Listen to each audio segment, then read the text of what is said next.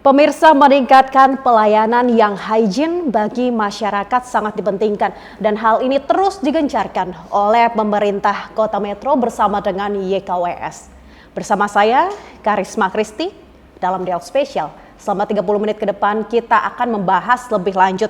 Ini ada program WOS dalam pelayanan kesehatan. Kita akan berbincang-bincang langsung dengan Pak Wahdi, Wali Kota Metro, dan juga Mbak Febri selaku Direktur YKWS. Selamat siang Pak Wahdi. Selamat siang. Assalamualaikum warahmatullahi wabarakatuh. Waalaikumsalam. Apa kabar Pak Wahdi dan juga Mbak Febri?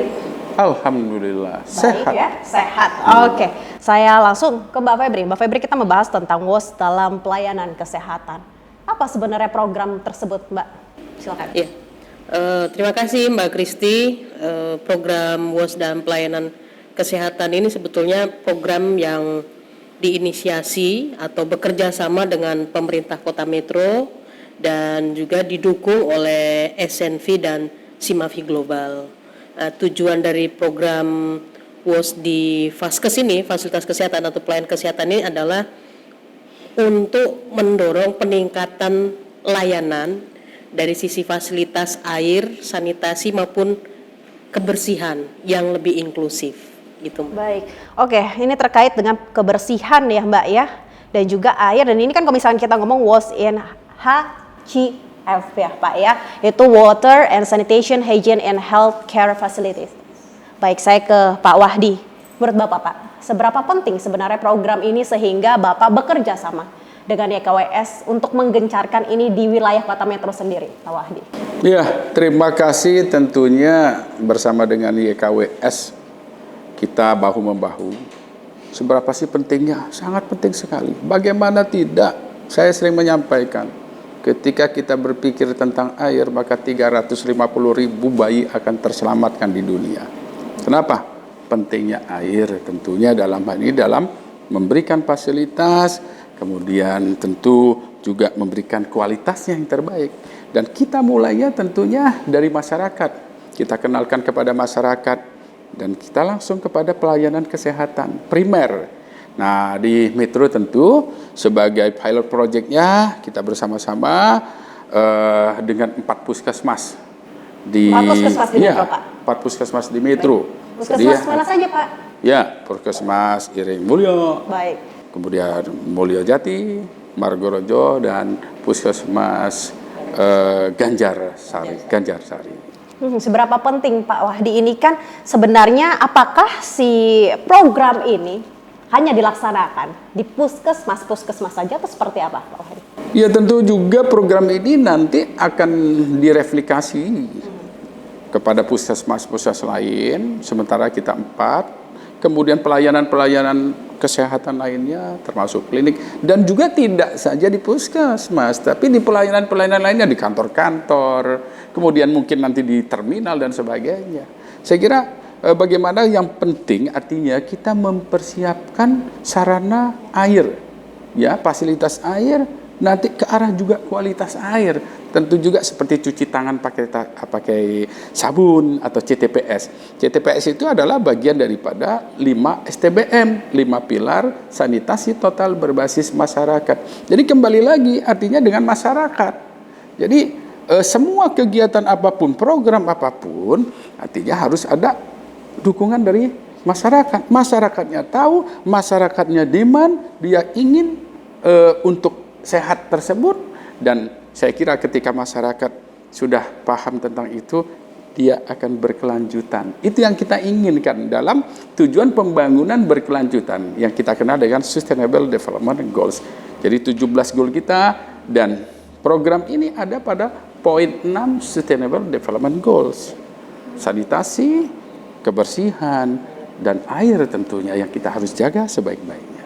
Ketika kita berbicara Kota Metro, Pak, sebenarnya seberapa banyak wilayah Kota Metro yang fasilitas air sanitasinya kurang memadai menurut Pak Wahdi sehingga Bapak memunculkan program ini? Air, kalau kita lihat air di Metro itu banyak sekali. Satu, kita lihat ada irigasi teknis yang dibentuk sejak zaman kolonis. Makanya saya ingin mengenalkan juga Kota Metro.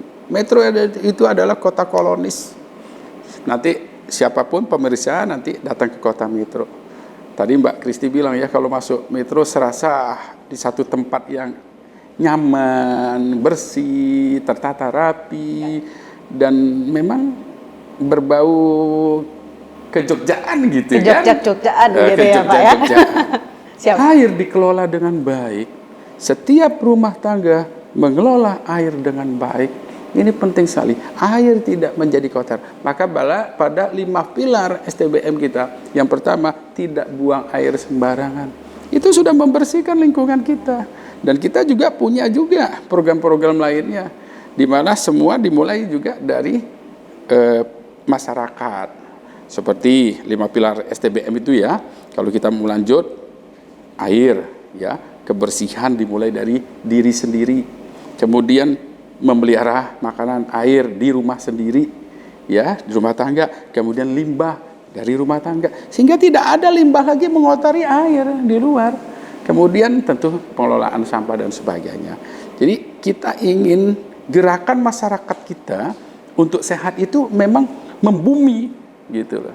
Jadi Germas harus membumi, PHBS, pola hidup bersih dan sehat, harus membumi. Karena dengan sehat itu, lingkungan yang sehat itu merupakan faktor kesehatan. Kita lihat sekarang berkembang banyak penyakit, termasuk juga pandemi COVID-19 loh. Virus ini akibat apa? Ketidakseimbangan alam yang terjadi. Jadi triangle epidemiologinya begitu. Adanya agen, adanya host kita yang ditempati manusia, kemudian lingkungan, environment. Dan kita lihat perubahan-perubahan perilaku masyarakat terhadap lingkungan yang kita harus betul-betul fokus pada proses perubahan ini, begitu ya. Baik, berarti harus menggerakkan perubahan tadi itu ya Pak ya, untuk hidup lebih bersih. Saya ke Mbak Febri. Mbak Febri, ini sudah dilakukan di wilayah mana saja Mbak Febri untuk program WOS dalam pelayanan kesehatan? Iya, program WOS di dalam pelayanan kesehatan itu sebetulnya ada di 2 kota, dan ini merupakan pilot project pertama di Indonesia. Nah, di 2 kota di Provinsi Lampung ini, ada di Kota Metro dan Bandar Lampung gitu. Program ini dimulai sejak tahun 2021, tepatnya pada bulan Maret 2021, dan kerjasama program ini dengan pemerintah Belanda ini akan diakhiri nanti di Agustus 2022 ini. Sebentar lagi. Iya, sebentar lagi. Namun meskipun secara program selesai, kita berupaya untuk terus bersinergi dengan pemerintah Kota Metro, kemudian juga tentunya dengan pemerintah daerah Provinsi Lampung, karena harapan kami dari Metro ini akan mengembang ke kabupaten kota lain yang ada di Provinsi Lampung gitu.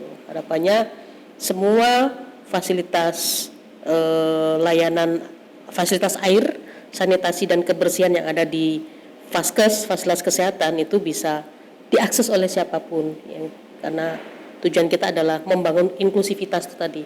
Jadi kelompok rentan, lansia, kemudian penyandang disabilitas, anak-anak dan yang lainnya itu semuanya bisa mengakses tanpa terkecuali.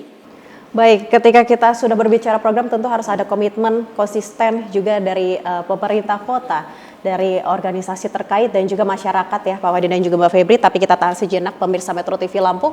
Jangan kemana-mana karena sesaat lagi kami akan segera kembali, tetaplah bersama kami.